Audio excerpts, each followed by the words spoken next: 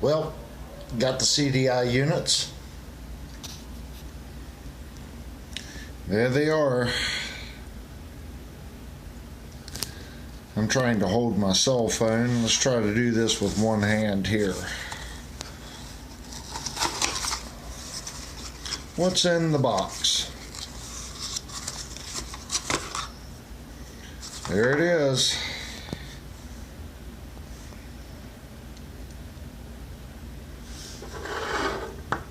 That's what the side says.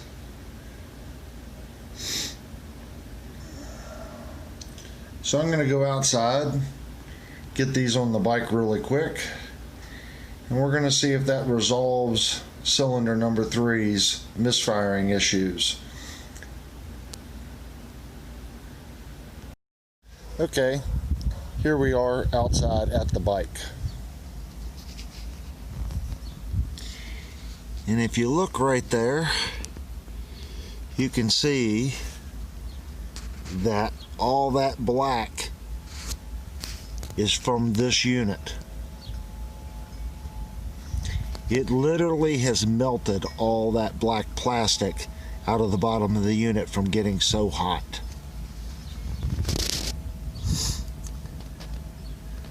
So let's get some wrenches on this thing and try to get it fixed.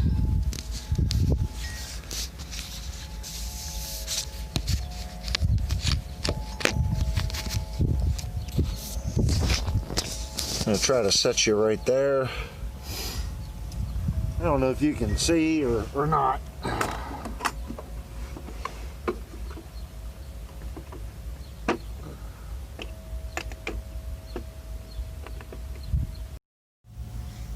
Okay, sorry I have to break up the video, but everything I do is on my cell phone. And I just downloaded, thanks to a friend of mine, a video editing software. So I will try to edit this video into one section instead of doing it in parts like I've been doing. But here you can see the new units installed.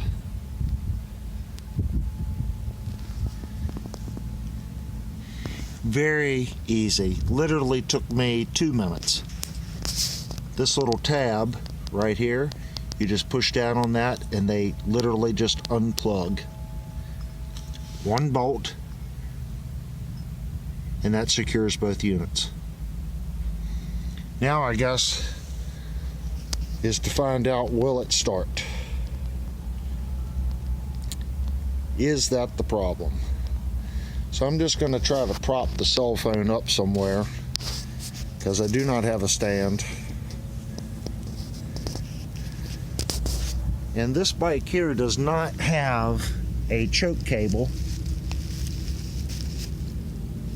So I literally have to put my hand under the carburetor and push up on the choke lever.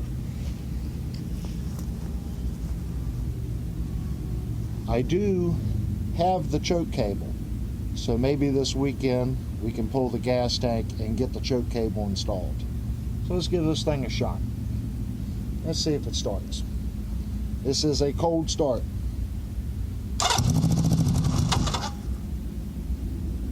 Well, a little better than normal.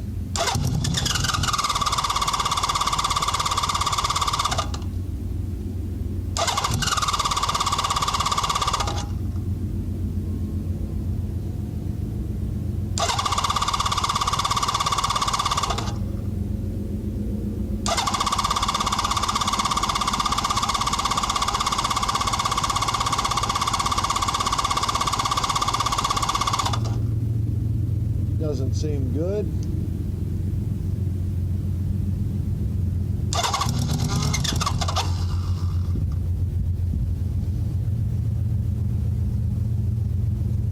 It might be the fuel. Yep, always helps to turn the fuel on.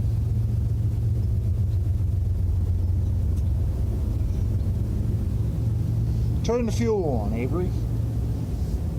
All right. Now let's try it with the gas on.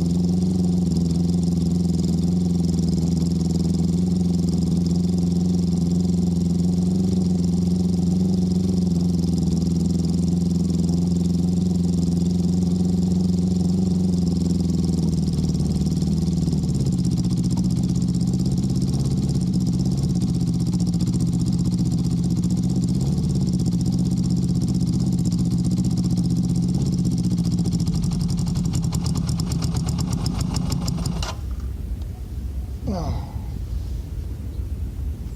think our next step is going to be, now that we know that that was the issue, we're going to double check.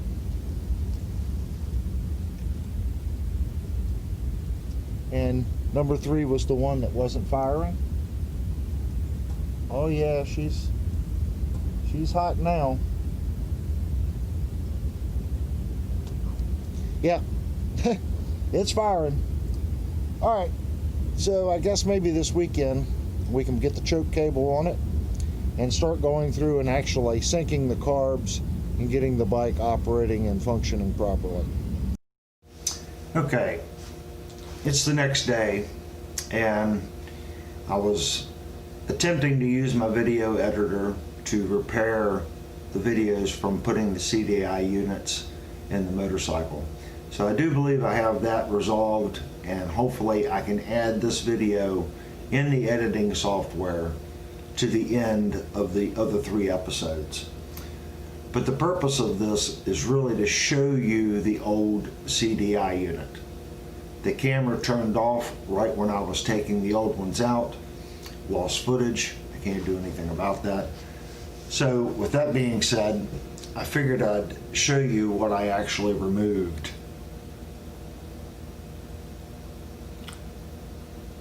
Yep, it's pretty bad.